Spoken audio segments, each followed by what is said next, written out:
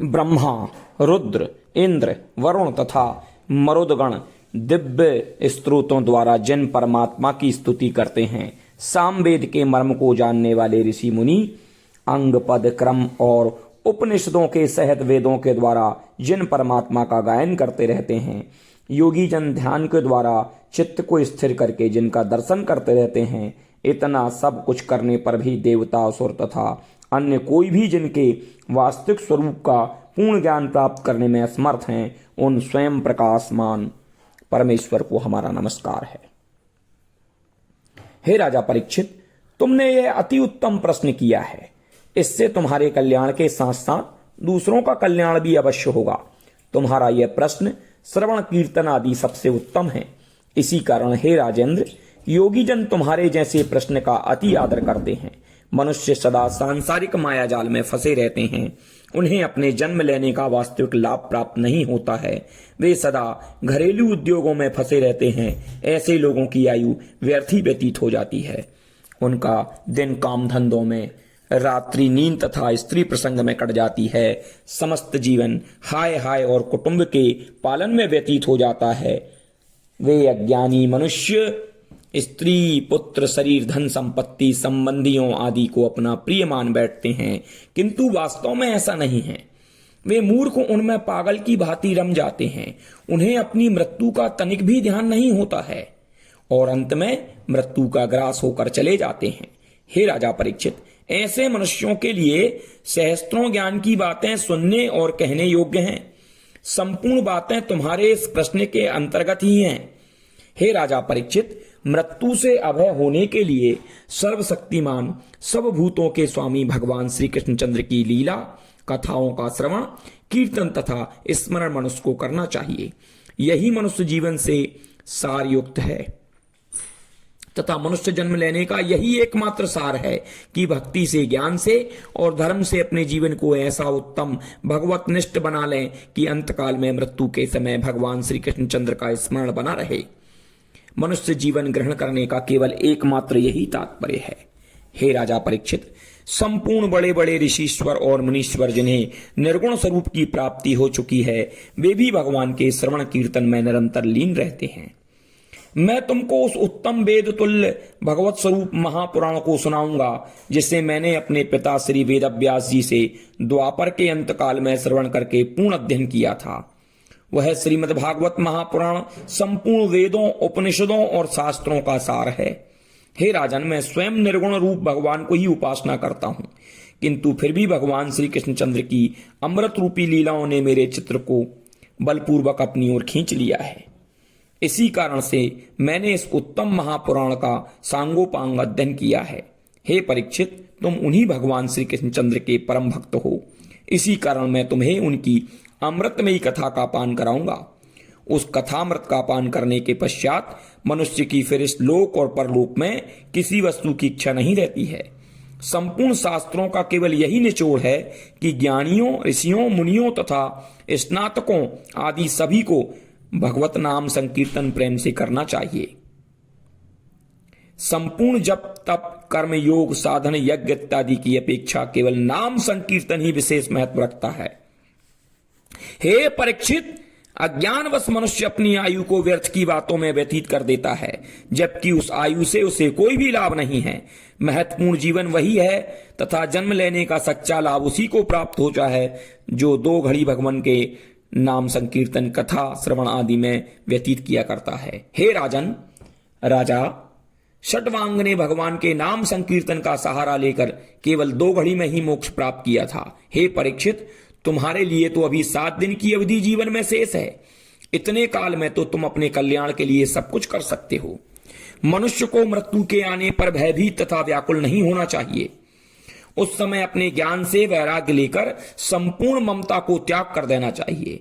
घर से बाहर निकलकर पवित्र तीर्थ में स्नान करें और उत्तम एकांत स्थान में विधिवत आसन लगावें। इसके पश्चात भगवान के ओम 3 मात्राओं वाले प्रणव का अपने मन ही मन में जाप करें। यह प्राणवायु तथा मन को वश में करने का उत्तम उपाय है।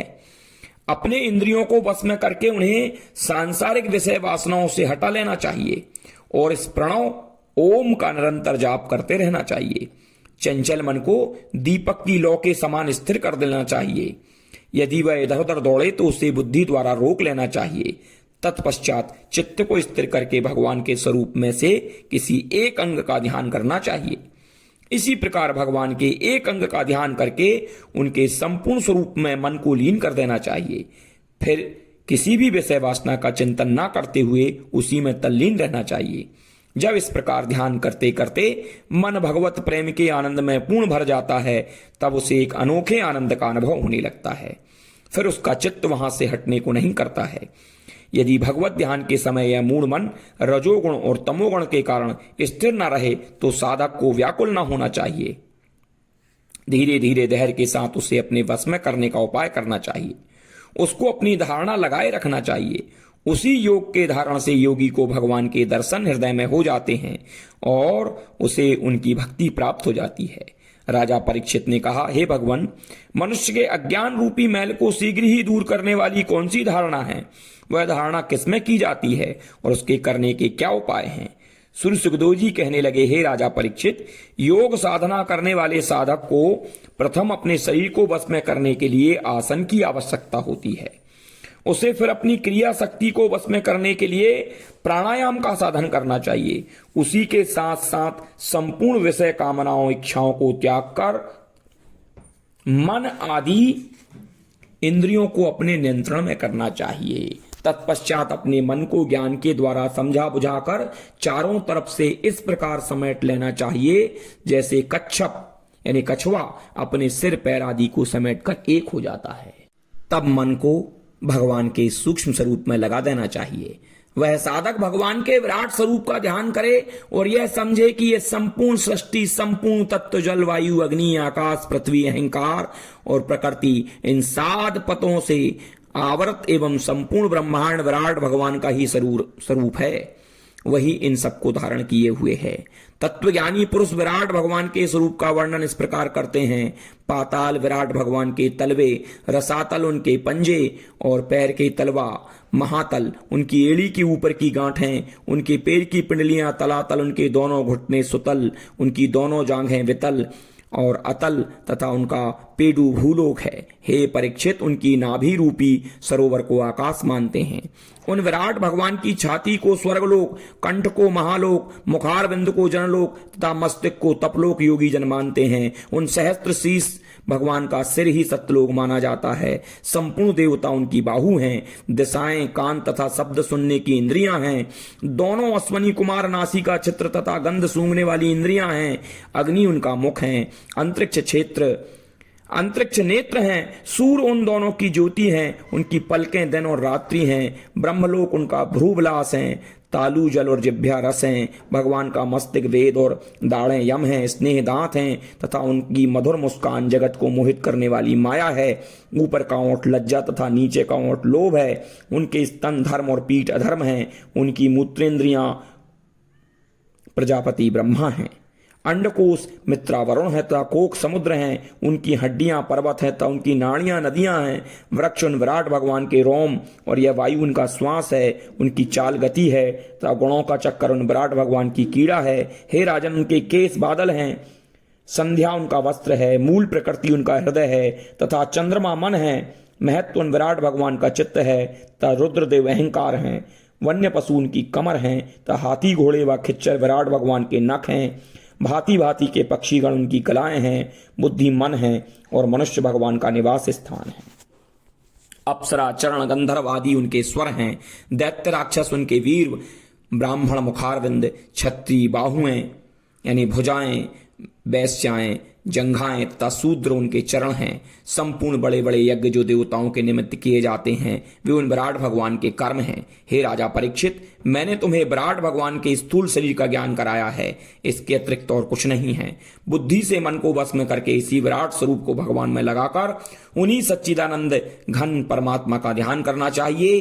अन्य सांसारिक विषयों में जबकि जीव की आसक्ति होना ही जीव को पतन की ओर अग्रसर करता है। हे राजा परीक्षित, सृष्टि के आरंभ में प्रजापति ब्रह्मा ने भी ऐसा ही विचार किया था। ब्रह्मा के इन विचारों से प्रसन्न होकर भगवान ने भी उन्हें प्रलय के पूर्व की स्मृति, जो प्रलय काल के कारण लुप्त हो गई थी, प्रदान कर दी।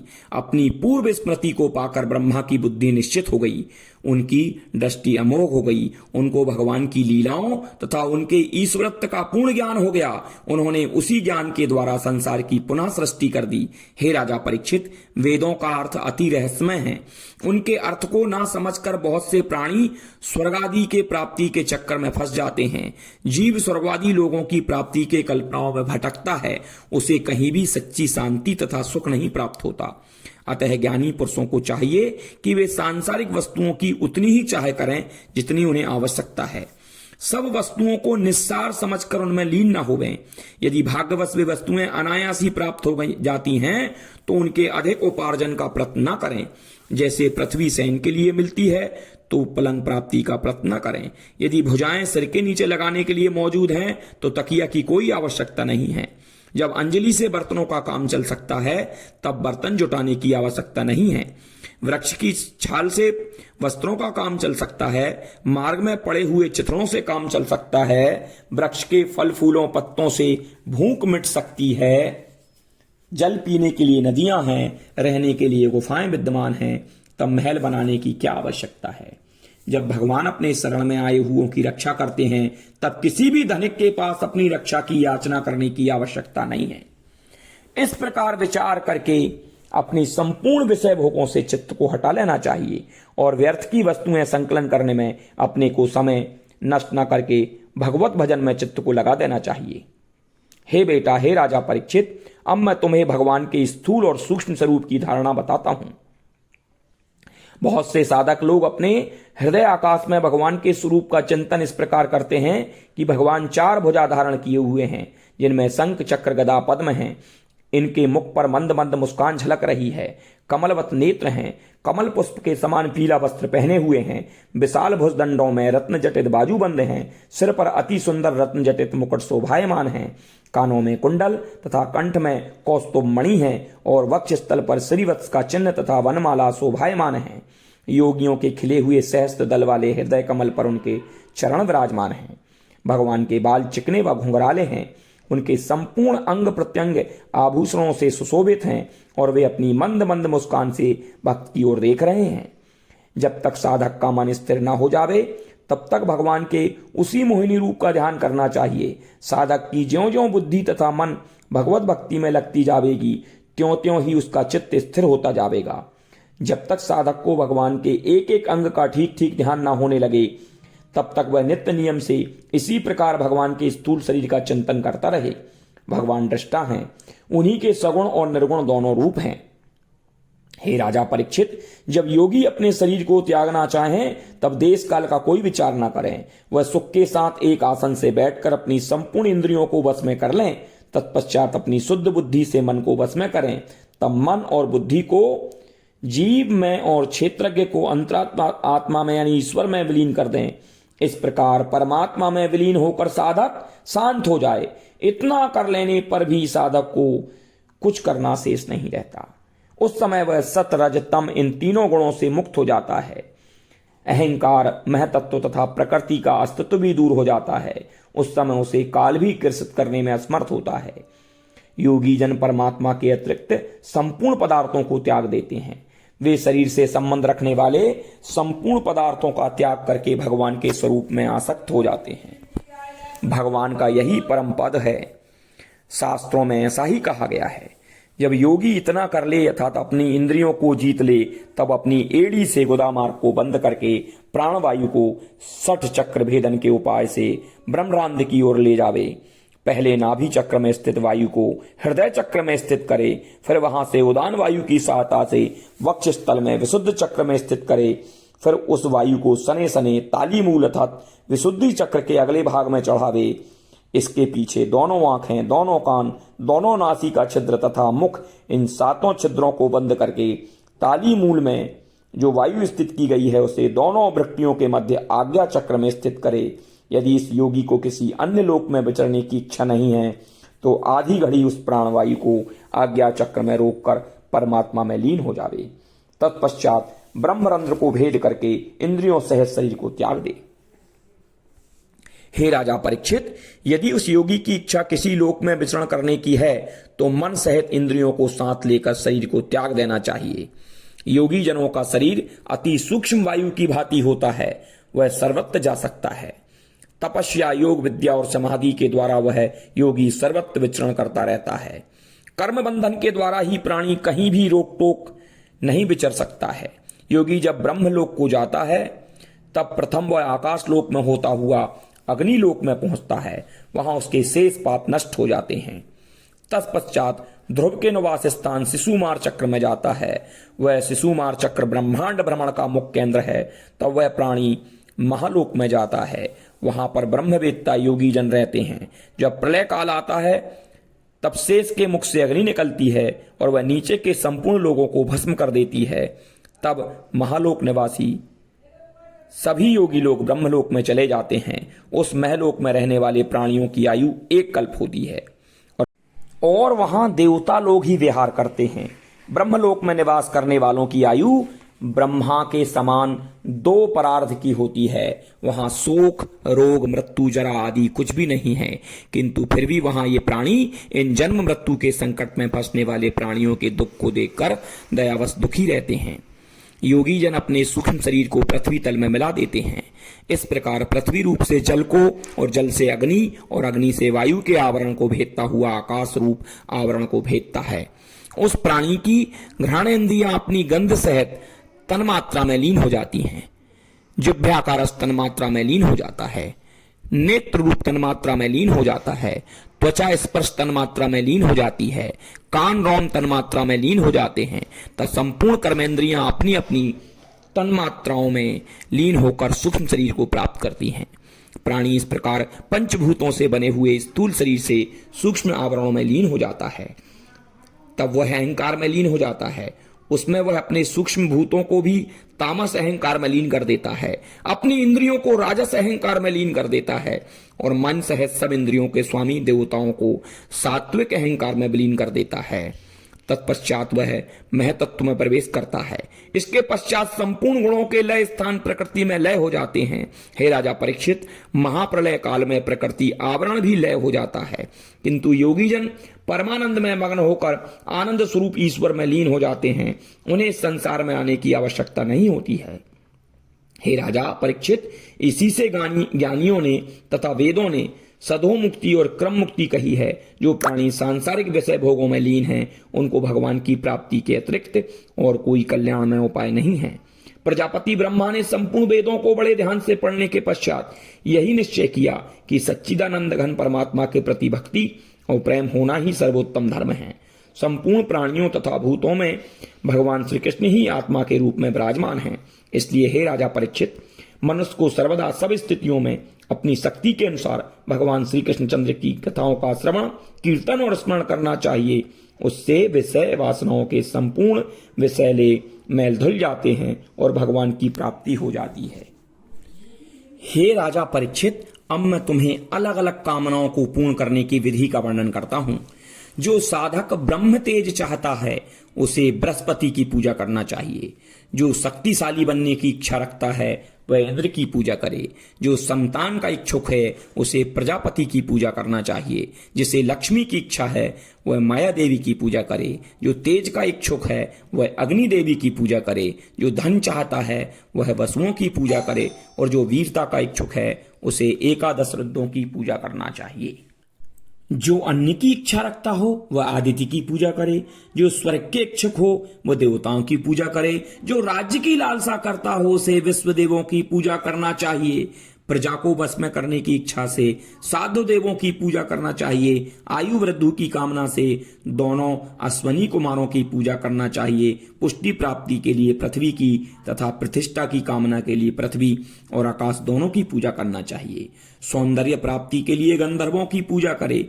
पत्नी की चाहना के लिए उर्वशी अप्सरा की पूजा करना चाहिए। सबके स्वामी बनने के हेतु प्रजापति ब्रह्मा की पूजा करे। यश प्राप्ति के लिए यज्ञ पुरुष भगवान की पूजा करे। क्रोध की इच्छा के लिए वरुण की पूजा करे। विद्या प्राप्ति के लिए भगवान श्री शंकर की पूजा करे।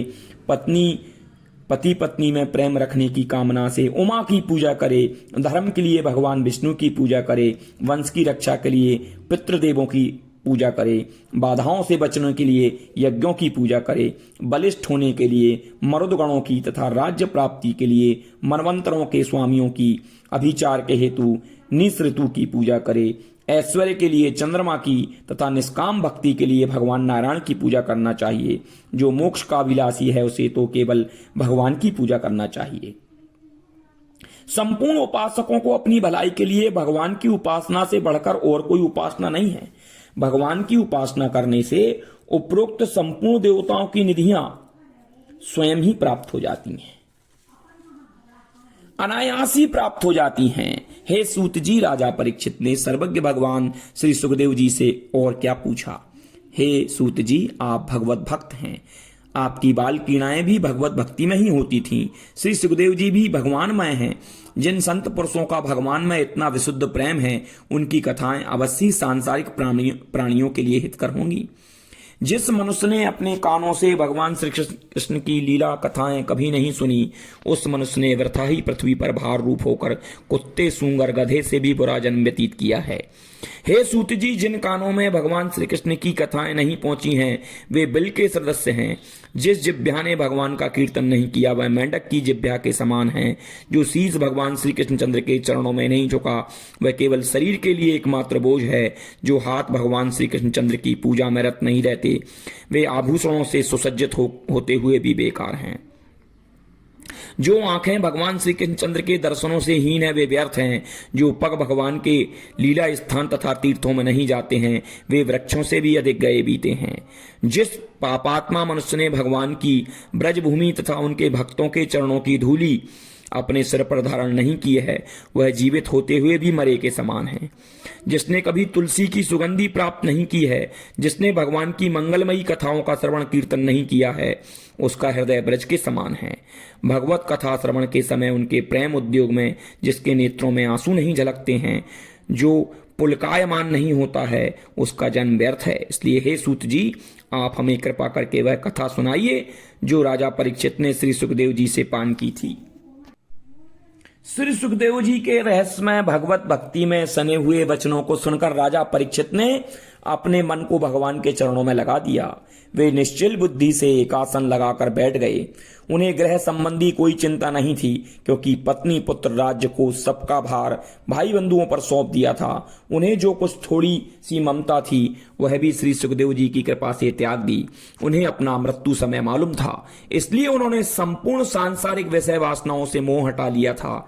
इस प्रकार विशुद्ध बुद्धि वाले राजा परीक्षित ने श्री सुखदेव जी से पूछा, हे भगवान, आप भगवत तत्व के ज्ञाता हैं, सर्वज्ञ और पवित्र आत्मा हैं। आपके मुखारबिंद से ज्यों ज्यों मैं भगवान की कथा श्रवण करता हूं, त्यों त्यों ही मेरे संपूर्ण पाप और अज्ञान दूर होते जाते हैं। अब यह जानना चाहता हूं कि भगवान नारायण सृष्टि की रचना किस प्रकार करते हैं, वे किस प्रकार जगत की रक्षा और संहार करते हैं, परमात्मा किस प्रकार अपनी सृष्टि को रचकर उसके साथ क्रीड़ा करते हैं, अनंत शक्तिशाली भगवान किस प्रकार इन ब्रह्मांडों को रचते हैं और किस प्रकार उन्हें नष्ट कर देते हैं। भगवान केवल एक होते हुए भी इस अनेक रूप वाली सृष्टि को किस प्रकार रचते हैं। इसलिए हे मुनीश्वर, मेरे इस संदेह को दूर कीजिए। सूत जी बोले, हे सौनकादि ऋषियों, राजा परीक्षित के ऐसे गूढ़ वचनों को सुनकर श्री सुखदेव जी इस प्रकार बोले, मैं उन परम पुरुष भगवान के चरणाबिंदों में बारंबार प्रणाम करता हूं, जो इस सृष्टि की उत्पत्ति, स्थिति और लय करने के हेतु सत्वगुण, रजोगुण एवं तमोगुण रूपणी अपनी तीनों शक्तियों को धारण करके ब्रह्मा, विष्णु और शंकर का स्वरूप प्रकट करते हैं। वे भगवान संपूर्ण चल और अचल जीवों के हृदय में विद्यमान रहते हैं, जिन्हें प्राणी अपनी बुद्धि से भी नहीं पहचान सकता। वे अनंत हैं तथा उनकी महत्ता भी अनंत है।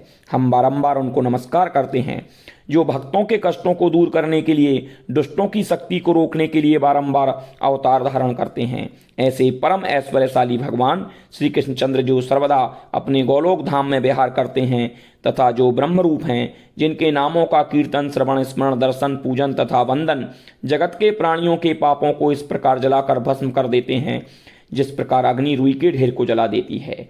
ज्ञानी जन जिनके चरणों का आश्रय लेकर इस लोक और परलोक की आसक्ति को अपने हृदय से हटाकर अनायासी ब्रह्म पद को प्राप्त करते हैं, मैं उन भगवान श्री कृष्णचंद्र की कोटि कोटि प्रणाम करता हूँ।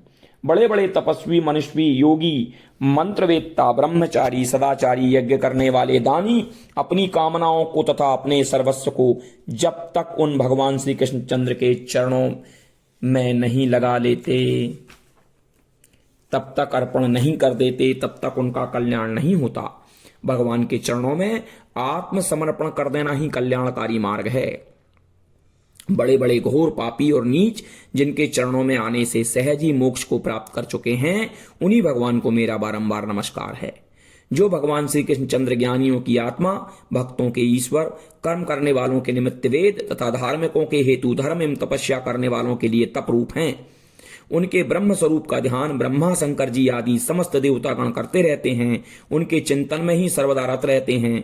जो लक्ष्मी के पति हैं, यज्ञ पुरुष हैं, प्राणियों के रक्षक, घट घटवासी तथा लोकपाल हैं, पृथ्वी के स्वामी और यदुवंशियों के रक्षक हैं, उन भक्तवत्सल सर्वेश्वर भगवान श्री कृष्णचंद्र को मैं बारंबार नमस्कार करता हूँ।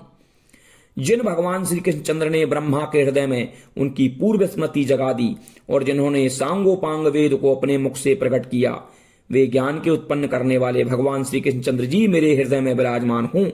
जो भगवान संपूर्ण प्राणियों में आत्म रूप से विराजमान होकर 5 ज्ञानेन्द्रियों, 5 कर्मेंद्रियों तथा 5 प्राणवायु और 1 मन, इन 16 कलाओं के द्वारा भोग भोगते हैं, वही भगवान मेरी वाणी को शुद्ध करें। मैं भगवान व्यास जी के चरण कमलों में कोटि कोटि प्रणाम करता हूं। हे राजा परीक्षित, तुमने जो प्रश्न किया है उसके उत्तर में मैं तुमसे वह उपदेश करूंगा जो नारायण ने प्रजापति ब्रह्मा को सर्वप्रथम किया था। यद्यपि प्रजापति ब्रह्मा संपूर्ण वेदों के ज्ञाता हैं, किंतु फिर भी वह उपदेश उनके लिए अति आवश्यक था। उस उपदेश को ब्रह्मा जी ने नारद जी को सुनाया था। नारद जी बोले, हे प्रजापति, आपने केवल मुझे ही उत्पन्न नहीं किया है, अपूति संपूर्ण देवता तथा इस संपूर्ण सृष्टि को भी आपने जन्म दिया है। अतः आप मुझे आत्मा तथा परमात्मा का ठीक ठीक तत्व समझाइए। हे पिताजी, इस जगत का लक्षण क्या है? यह किसके आधार पर है? इसकी रचना किसने की है? यह किसमें लीन हो जाता है तथा किसके अधीन है? वास्तव में यह क्या वस्तु है? कृपा करके आप मुझे इन संपूर्ण तत्वों का निरूपण कीजिए। आप सर्वज्ञ हैं, सबके स्वामी हैं। यह संसार हथेली पर रखे हुए आंवले के समान आपके लिए है। हे पिताजी, आपको यह ज्ञान कहां से प्राप्त हुआ? आप किस प्रकार से अपनी माया से उत्पन्न किए हुए पंचभूतों द्वारा संपूर्ण जगत की सृष्टि करते हो?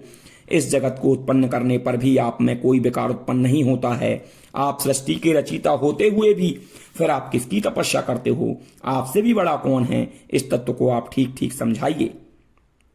ब्रह्मा जी बोले, हे नारद, तुमने जो प्रश्न किए हैं वे अति उत्तम हैं। वे तुम्हारे लिए ही केवल लाभप्रद नहीं हैं, किंतु सारे संसार के लिए भी लाभप्रद हैं, और मुख्यतः मेरे लिए, क्योंकि उनमें भगवान की लीलाओं का सुंदर वर्णन है। तुम्हारी जो शंकाएं हैं वो सब सत्य हैं। हे नारद, इस सृष्टि का रचयिता तुम केवल मुझको ही जानते हो, सो ऐसा नहीं है। मुझसे भी परे एक ब्रह्म शक्ति है जिसका आश्रय लेकर मैं सृष्टि रचता हूं। जिस प्रकार सूर्य, चंद्रमा, अग्नि, ग्रह, नक्षत्र उस ब्रह्म शक्ति के द्वारा प्रकाशमान होती है, उसी प्रकार मैं भी उसी स्वयं प्रकाश भगवान के प्रकाश से साक्त संपन्न होकर संसार को रचता हूं। लोग उसी भगवान की माया से मोहित होकर मुझे ही सृष्टिकर्ता मानते हैं, किंतु ऐसा नहीं है। मैं भी उन्हीं के अधीन रहता हूं और उन्हीं की प्रेरणा से इस सृष्टि को रचता हूं। हे नारद, संसार की सृष्टि के हेतु जिन मूल कारणों की कल्पना की गई है वह द्रव्य, कर्म, काल, स्वभाव तथा जीव, यही तत्व है। इन्हीं से संपूर्ण ब्रह्मांड की उत्पत्ति होती है। भगवान ने वेदों को उत्पन्न किया है। वेद उन्हीं भगवान की महिमा को गाते रहते हैं। देवता भी भगवान नारायण से उत्पन्न हुए हैं। यह संपूर्ण यज्ञ, तप, कर्म, धर्म उन्हीं भगवान नारायण की प्राप्ति के लिए किए जाते हैं। ज्ञान से ही भगवान नारायण को पहचानते हैं। भगवान नारायण दृष्टा होने पर भी सबके ईश्वर हैं, निर्विकार होने पर भी सर्वमय हैं। उन्हीं भगवान ने मेरी उत्पत्ति की है और उन्हीं के द्वारा प्रेरित होकर मैं इस जगत की उत्पत्ति करता हूं। हे नारद, सबसे पहले मैं रजोगुण, सत्वगुण और तमोगुण, ये तीनों गुण भगवान अपनी माया से अपने में उत्पन्न करते हैं। उसी के अनुसार रजोगुण से सृष्टि रची जाती है। हे सत्वगुण से सृष्टि की उत्पत्ति स्थित होती है और तमोगुण से उसका प्रलय हो जाता है। ये तीनों रज, सत और तम द्रव्य ज्ञान और क्रिया का सहारा लेकर माया से परे नित्य युक्त जीव को माया में स्थित करके कार्य, कारण और कर्तापन के अभिमान से घेर लेते हैं। हे नारद, भगवान नारायण इन तीनों गुणों के आवरण से अपने स्वरूप को छिपा लेते हैं। इसी कारण अज्ञानी पुरुष इनको नहीं देख पाते हैं। वे भगवान ही संपूर्ण शरीर और मेरे रचने वाले हैं। जब मायापति भगवान की इच्छा सृष्टि रचने की होती है, तब वे अपनी माया के द्वारा स्वयं काल, कर्म और स्वभाव को पहले स्वीकार करते हैं। उन्हीं नारायण की शक्ति से काल रजोगुण, सतोगुण और तमोगुण में क्षोभ उत्पन्न कर देता है और स्वभाव उसमें रूपांतरित कर देता है। कर्म महत्व को जन्म देता है। तत्पश्चात रजोगुण और तमोगुण की वृद्धि से महतत्व में विकार उत्पन्न होकर ज्ञान, क्रिया और द्रव्य रूप अहंकार उत्पन्न होता है। यह तम प्रधान अहंकार 3 प्रकार का होता है, एक वैकारिक, दूसरा तेजस, तीसरा तामस। इनमें क्रम से ज्ञान शक्ति, क्रिया शक्ति और द्रव्य शक्ति होती है। तब तामस अहंकार में विकार उत्पन्न होता है। तब उसमें आकाश तत्व की उत्पत्ति होती है। आकाश तत्व की तन्मात्रा और गुण शब्द होता है। इस शब्द से ही दृष्टा और दृश्य का ज्ञान होता है। तत्पश्चात जब आकाश तत्व में विकार उत्पन्न होता है, तब उससे वायु तत्व की उत्पत्ति होती है। वायु तत्व का गुण शब्द और स्पर्श दोनों हैं। इंद्रियों में स्फूर्ति, शरीर में जीवन शक्ति, बल तथा ओज इसी के कारण होते हैं। काल, कर्म तथा स्वभाव अनुसार वायु में भी विकार उत्पन्न होता है। उससे अग्नि तत्व की उत्पत्ति होती है। इसका मुख्य कारण रूप है। इसके साथ साथ अपने बनाने वाले आकाश और वायु तत्व के भी गुण उसमें शब्द और स्पर्श रूप में विद्यमान रहते हैं।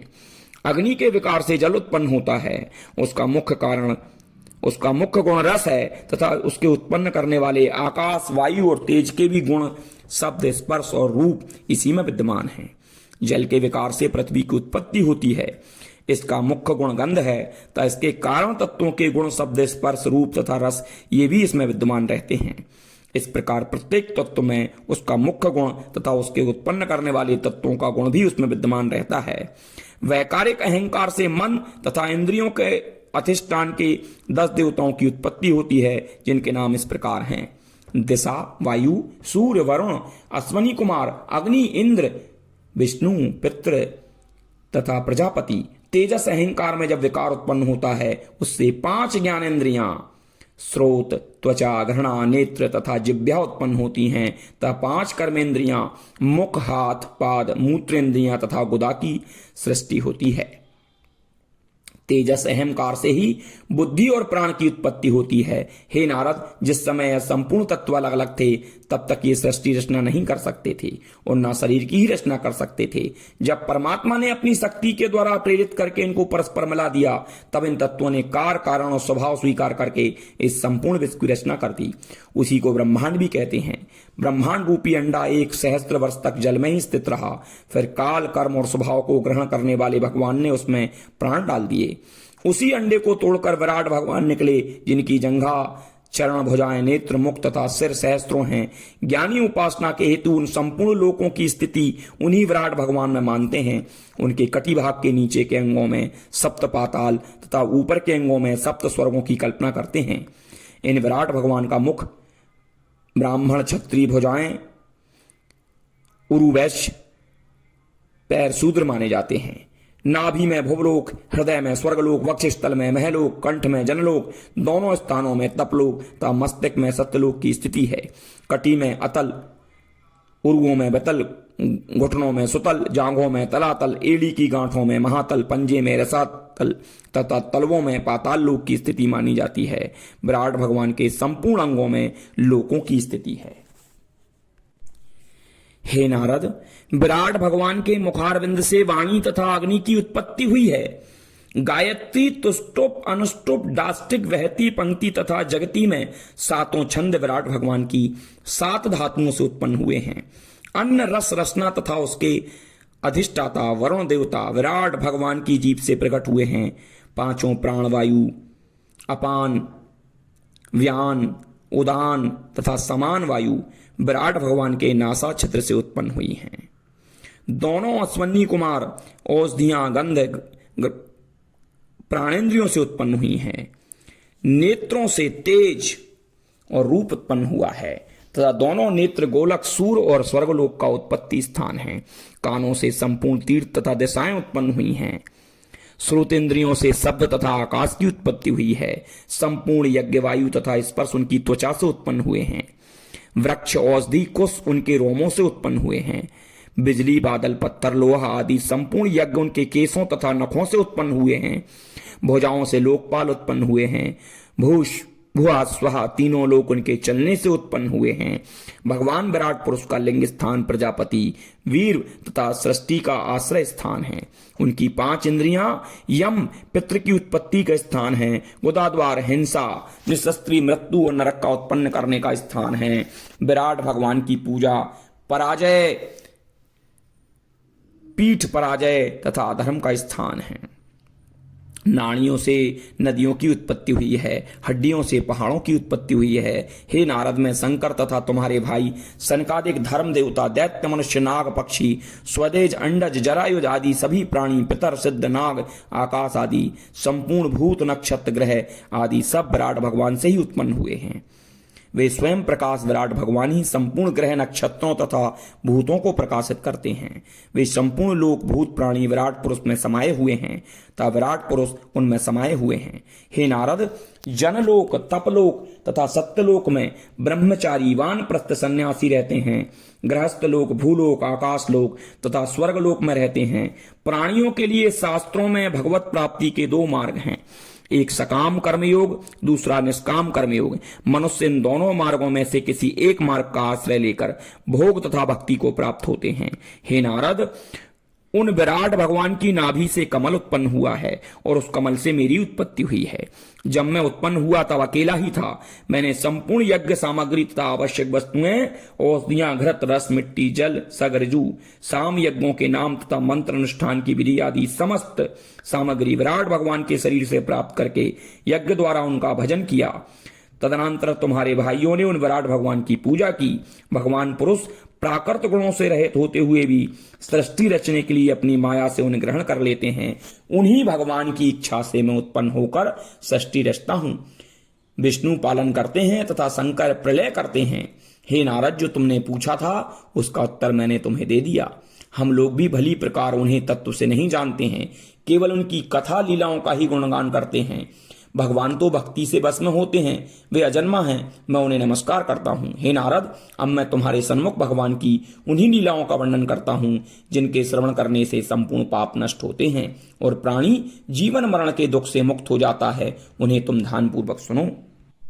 ब्रह्मा जी बोले, हे नारद जी, प्रलय काल में जब यह पृथ्वी जल में डूब गई थी तब उस पृथ्वी को जल से निकालने के लिए भगवान ने 12 अवतार धारण किया।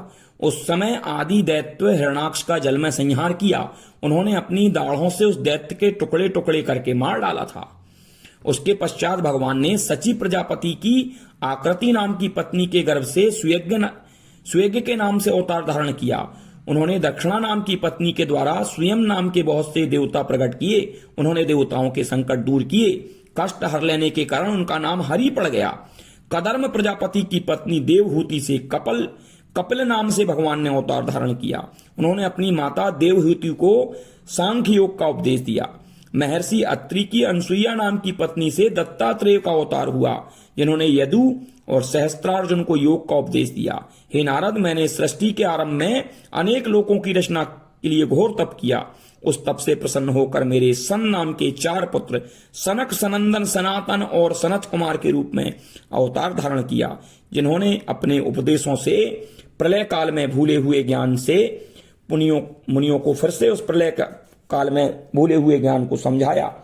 दक्ष प्रजापति की कन्या मूर्ति के गर्भ से धर्म के द्वारा भगवान ने नर नारायण का अवतार लिया। उन्होंने ऐसा घोर तप किया कि उनके तप को बड़ी बड़ी अप्सराएं भी खंडित न कर सकीं। उत्तानपाद के पुत्र ध्रुव को दर्शन देने के लिए भी भगवान ने अवतार धारण किया। राजा बैनु बड़ा पापी तथा ब्राह्मणों ने अपनी हुंकार से उसको मार डाला था। उसके शरीर का मंथन करने से भगवान पृथ्वी नाम से उसके शरीर से प्रकट हुए। उन्होंने अपने पापी पिता बैनु का उद्धार किया और समस्त पृथ्वी को जीतकर धर्म की स्थापना की। पृथ्वी को गाय बनाकर उसमें से संपूर्ण तत्वों का दोहन किया। राजा नाभि की पतिव्रता पत्नी सुदेवी के गर्भ से ऋषभदेव के रूप में भगवान ने अवतार धारण किया। उन्होंने मूल पुरुष की भांति योग की साधना की और समस्त ऋषियों को परमहंस तथा अवधूतों के लक्षणों का उपदेश दिया। भगवान ने हयग्रीव के रूप में अवतार धारण किया। भगवान का यह अवतार वेदमय, यज्ञमय तथा सर्वदेवमय था। उनकी नसिका की श्वास से वेदवाणी उत्पन्न हुई। चाक्षुष मनवंतर के समाप्त होने पर राज ऋषि सत्यव्रत ने मत्स्य भगवान के दर्शन किए।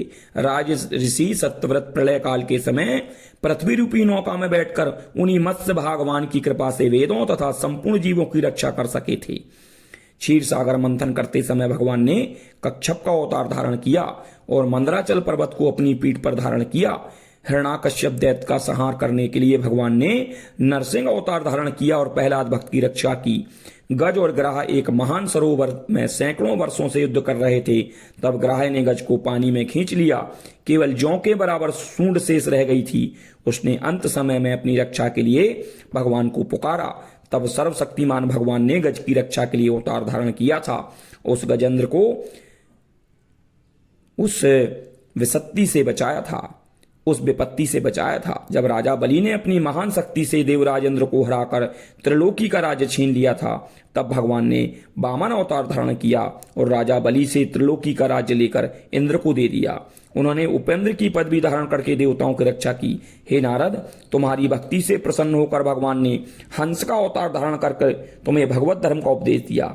उन्हीं भगवान ने स्वयंभू मनु का अवतार धारण करके प्रत्येक मनवंतर में मनुष्य की रक्षा की। भगवान ने धर्मंतरी के रूप में अवतार लेकर आयुर्वेद की रचना की। जब क्षत्रिय लोग ब्राह्मण द्रोही और धर्म की मर्यादा का उल्लंघन करने वाले हो गए, तब परशुराम का अवतार धारण करके पृथ्वी से 21 बार क्षत्रियों का नाश किया। जब त्रेता युग में दैत्यों का अधिक अत्याचार बढ़ने लगा और लंका का राजा रावण संपूर्ण दैत्यों का राजा हुआ, तब उसकी शक्ति को नष्ट करने के लिए भगवान ने राम का अवतार धारण किया और वानरों की सहायता से रावण सहित संपूर्ण महापराक्रमी दैत्यों का संहार किया। द्वापर में जब संपूर्ण दैत्य पृथ्वी पर राजाओं के रूप में अवतार लेंगे और वे अपने अत्याचारों से पृथ्वी को रौंदने लगेंगे, तब पृथ्वी का भार उतारने के लिए अपनी संपूर्ण कलाओं से बलराम और श्री कृष्ण का अवतार धारण करेंगे। कंस, जरासंध, शिशुपाल आदि समस्त दैत्यों का संहार करेंगे। उसके पश्चात महाभारत युद्ध रचा करके अपने सखा अर्जुन के द्वारा बचे खुचे संपूर्ण दैत्यों को मरवा डालेंगे। भगवान श्री कृष्ण का अवतार 16 कलाओं से पूर्ण होगा। हे नारद, इसके पश्चात भगवान पाखंडी ब्राह्मणों को उपदेश देने के लिए बुद्ध के रूप में अवतार धारण करेंगे। जब पृथ्वी पर शूद्रों का राज्य स्थापित हो जाएगा, ब्राह्मण, क्षत्रिय, वैश्य अपने अपने कर्मों को त्याग देंगे। जब स्वाहा, स्वाधा और वष्टकार की ध्वनि तथा देव पितरों के यज्ञ तथा श्राप सभी नष्ट भ्रष्ट हो जाएंगे, तब कलयुग के अंत में कल्कि भगवान अवतार धारण करेंगे। हे नारद, सृष्टि के आरंभ में तपस्या 9 प्रजापति मरीच आदि महर्षि मेरे से उत्पन्न होते हुए जब सृष्टि की रक्षा के लिए धर्म, विष्णु, मनु देवता तथा राजाओं के रूप में भगवान अवतार लेते हैं। जब प्रलय काल का समय होता है, तब अधर्म, रुद्र तथा क्रोध एवं दैत्यों के रूप में भगवान की विभूतियां उत्पन्न होती हैं। हे नारद, पृथ्वी के कण गिने जा सकते हैं, किंतु उनकी विभूतियां नहीं गिनी जा सकती। उनके स्वरूप को ना मैं जानता हूं, ना सनकादिक ही जानते हैं, फिर अन्य तो जान ही कह सकते हैं। भगवान शेष उनके गुणों का गायन निरंतर अपने सहस्त्र मुखों से करते रहते हैं, किंतु वे भी उनका पार नहीं पा सकते। हे नारद, उनकी योग माया को मैं जानता हूं, तुम जानते हो, भगवान शंकर जानते हैं। उनके प्रिय भक्त प्रहलाद, शत्रुपा, मनु तथा प्रियव्रत जानते हैं, तथा प्राचीन वही, श्रभु, ध्रुव, इक्ष्वाकु, पूर्वा, मचुकंद राजा जनक जानते हैं, तथा गाधी, रघु राजा, अम्बरीश राजा, सगर, गय राजा, ययाति राजा, मानधाता, अलर्क तथा शत्रुधन जानते हैं। अनुरंती देव, रम्रचारी, भीष्म राजा, बलि, दिलीप, अमूर्तम, उन्तंक, सौम्बरी राजा, शिवी, देवल, प्रहलाद, उद्धव, पाराशर, सारस्वत, भूरिपेषण, विभीषण, हनुमान, अर्जुन, अष्टीषण, विदुर तथा श्रुतदेव जानते हैं। हे नारद, ब्रह्मा का वास्तविक स्वरूप सर्वमय तथा ज्ञान स्वरूप है, वह एक रस तथा शांतिमय है, वह स्वरूप उनकी माया के बल से रहित है। मैंने तुमसे भगवान के अवतार तथा उनके स्वरूप का वर्णन किया है। जो उपदेश भगवान ने सृष्टि के आदि में 4 श्लोकों में दिया था, उसी भगवत उपदेश को मैंने तुम्हें दिया है। अब तुम इस उपदेश को विस्तार पूर्वक भक्तजनों को फैलाओ, जिससे प्रेममयी भगवत भक्ति का उद्वेग प्रभावित होवे। जो भक्तजन के भगवत तत्व को जानते हैं, वे उनकी माया से मुक्त हो जाते हैं। बंधुवरों, ये सुख सागर का दूसरा स्कंद है। चूंकि ये सुख सागर 900 पेज की है, बहुत बड़ी है, इसलिए मैं इसकी जल्दी इसका वाचन कर रहा हूँ। ये पाठ है, इस पाठ को आप अपने घर में चला कर रख सकते हैं, जिससे आपको भगवत प्राप्ति हो, आपके जीवन का कल्याण हो। जय श्री राधे, जय श्री राधे। आप इस चैनल को सब्सक्राइब करें, कमेंट करें, क्योंकि इस चैनल पर सभी तरह की जानकारियाँ आपको उपलब्ध होती हैं।